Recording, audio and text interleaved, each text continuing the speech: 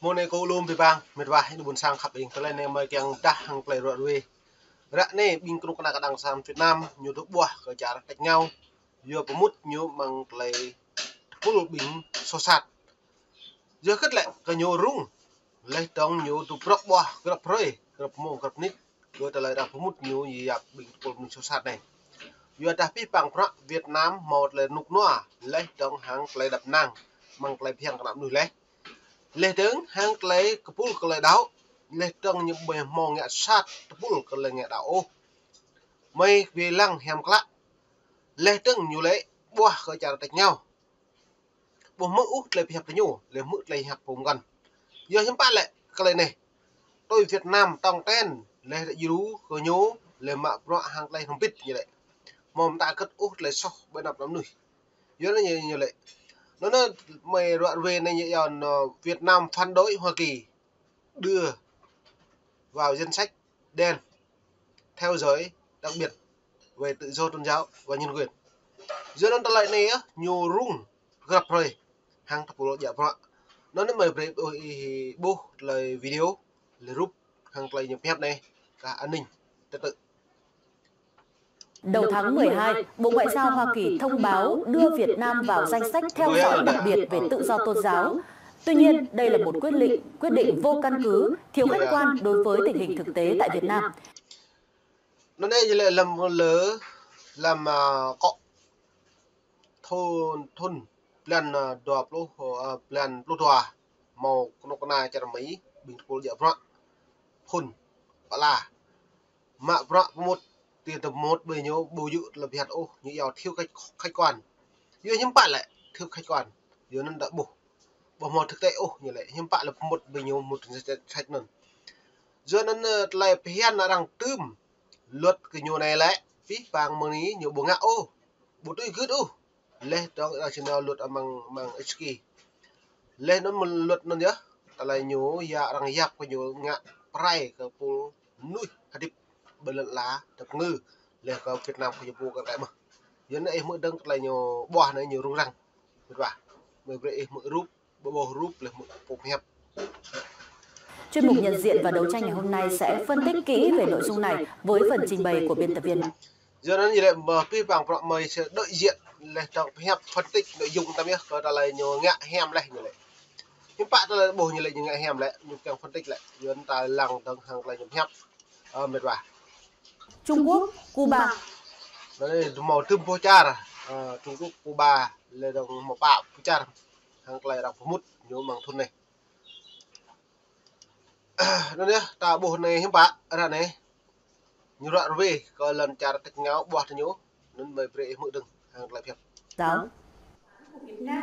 Bộ Ngoại giao Việt Nam khẳng định chính sách nhất quán của Việt Nam là tôn trọng và bảo đảm quyền con người, quyền tự do tín ngưỡng tôn giáo của người dân. Điều này được quy định rõ trong Hiến pháp năm 2013, hệ thống pháp luật của Việt Nam và được bảo đảm tôn trọng trên thực tế. Thời gian qua, Việt Nam đã không ngừng thời gian qua như vậy Việt Nam không ngừng phát triển như lại tôn giáo với nhân quyền. Hiếm bạn lại không ngừng rồi lấy phát triển như chứ bây phát triển tôn giáo có nhiều vụ là nhân quyền có nhiều vụ mà tôn giáo là theo có nhiều cái kéo có nhiều cái nên tôn giáo có nhiều được với nhân quyền như vậy nhân quyền nhiều là phát triển như là tạ bu đi thầu lại rồi làm chặt Việt Nam đi phát triển được có nhiều hiếm bạn phát triển quyền như được chiếm đoạt được cướp bóc người dân là quyền thứ nhất này quyền phát triển nào ấy quyền này đánh đập tra tấn trộm cắp quyền thứ nhất này nhân quyền đối với nhân quyền của Việt Nam lệ nhân quyền người dân lệ tổng quốc tế ủng hộ nhân quyền cái nhiều bộ đội nhân mời về đây mỗi đừng lại nhập nỗ lực hoàn thiện hệ thống pháp luật chính sách về tín ngưỡng tôn giáo và những nỗ lực và thành tựu của Việt Nam về bảo đảm quyền con người về bảo đảm quyền tự do tín ngưỡng tôn giáo cho người dân đã được cộng đồng quốc tế thừa nhận rộng rãi. Quy định được hội đồng quốc tế chấp nhận rộng rãi. Quy định hội đồng quốc tế như là chấp nhận rộng rãi như hết. Bên phía Hoa Kỳ, kê nhú của mút nhú bằng danh sách CBC. chưa những bạn cái này non nhớ con nong rằng tàu mút rằng tàu chum nhố nó càng nhiều mút lên rằng càng nhiều bạc ra để tự do tôn giáo về nhân quyền tại Việt Nam này bây giờ đã có mút nhiều lại rằng khao lúc cái nhiều ngạo pi bằng rõ do đã này thông tin báo chí này lại lùm nuôi pol mà rõ làm trả đi từng lại sau nhiều tôi thấy này lại cả này về đi cái này này là mời thì nhiều lê tướng rằng trắng như lệ tụ rung hay tết nó lại giru qua prem nâng nọ đà ra đà cần xin đà như lệ như tôm gỡ tôi cả huyện cái này này với cái liên quan lại rằng hà lắm mà liên quan lại con ông bò mò con ốc con ông prem như tôm nhu quan tâm ví dụ như prem quan tâm pi bằng con ông giờ em nuôi bởi đi lần trả tập ngư đi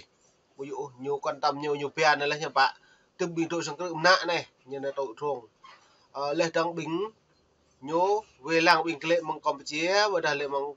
Thái như là về làng như nó rong gỡ nó về nó nọ cứ như lệ giờ nó mời về đây mượn đấng hàng lại phép cái như lệ này. Và việc Hoa Kỳ đưa Việt Nam vào danh sách được theo dõi đặc biệt về tự do tôn giáo là dựa trên những đánh giá thiếu khách quan cũng như thông tin không chính xác về tình hình. Để mở lại dựa vào thông tin thiếu khách quan rồi nha thông tin này lại bố dự mong lại nhổ ô như lệ bữa đạp bố dự mong nhổ những bạn lại giờ nó tạo bộ ra này cái nhổ rung răng của mạng các lại tiếp con ra cái đằng sạt Việt Nam như bạn như stroke lên những bạn cái như chinh của một niệm đập giờ nó mà về đây một đợt tự do tôn giáo tín ngưỡng tại Việt Nam và Việt Nam sẵn sàng trao đổi với phía Hoa Kỳ về các vấn đề mà hai bên cùng quan tâm. Ý bố Việt Nam như lễ sẵn sàng trao đổi với Hoa Kỳ lễ trong nhân quyền về tôn giáo này giống như càng trao đổi hàng bây giờ pro này như trao đổi hàng nó nào gặp thun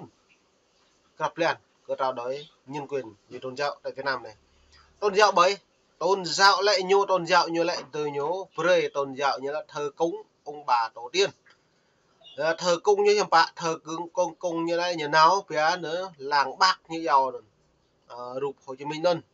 nhà tội nhang nhà công phu non mạc ấy như vậy non tự do nhé nè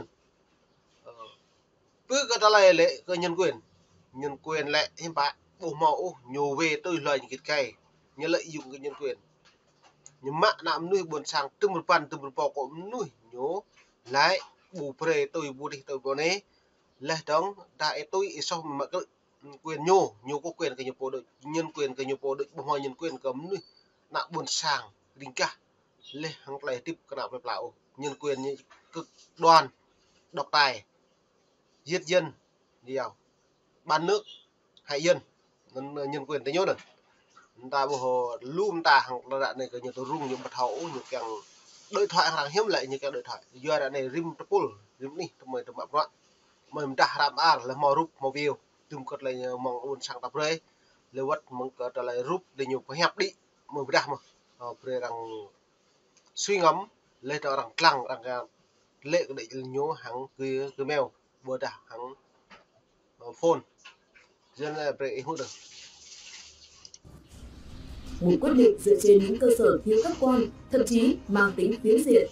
với lý do cho rằng chính quyền Việt Nam đã bắt người, truy tố, theo dõi, từ chối hoặc không trả lời yêu cầu đăng ký và các yêu cầu xin phép khác của các tổ chức tôn giáo độc lập. Hay nên là em hiểu biết bằng các tôn giáo độc lập này do bố mút thế nhổ bố cốt cái bố nào hắn ta nhổ lấy nhiều mạng do đó nhiều càng trao đổi cứ từ lấy pro mạng hàng lấy pull cứ chẳng cái nhiều lệ các đảng bồ rì hụt có nhố lấy bố càng kẹo tới nhố lấy bố mực tham bột lấy hẹp tới nhố đang có đồng mực hàng nuôi buồn sang trụ chọc hè lấy bình cái pull nhiều đồ mạng rồi này như em hụt được căn cứ việc bắt giữ và xét xử 4 người của Tỉnh Thất Bồng Lai. Tỉnh Thất Bồng Lai nó lại có tập vô cả đạo như đạo Phật lên trong hàng lại nhớ giáp cái này lại bình lại sâu sát do nó này nhiều mạng nhiều sự ăn gỡ Tỉnh Thất Bồng Lai này giờ cất là cái Tỉnh Thất Bồng Lai nó lại là nhiều cả chính cả Phật nó lại hiếm nhiều kép cỡ lại mạng nuôi rồng nuôi để sĩ nuôi mà như kẹp bây giờ bình này lại tính thất bóng lai tới đó bù hàng lấy khảo trạng hàng lấy lê và về đã bị cái toa đấy lặng ấy bù nhiều chem rong bình nuôi trật rồi bình nạ đang plan đồ plan đặt làm rồi cả liền cái đuôi bình chùa này rong về xong tới cái rong prong hiếm phá nhiều một căn thiệp một chem đó bù lấy đấng nhiều lệ hiếm phá nhà lệ nhiều lệ bình này mạ một rong nuôi bất hợp pháp bồ mẫu làm dương sinh để bù nó nhiều thì tìm được giờ nó để mỗi đấng có mà đặt cái đấy hẹp này tính thất bóng lai này. Những căn cứ phi lý này đã gặp phải sự phản đối của dư luận bởi giống như một hành động cố tình bao che cho những đối tượng vi phạm pháp luật. Là lại này cố tình bao che vi phạm pháp luật, hiếm phá này cố tình bao che vi phạm pháp luật, giờ nó lại là đã bổ lưu vi phạm pháp luật từ nhiều phố như từ đấy à? Đấy mới đừng. Nestle putih si sâu.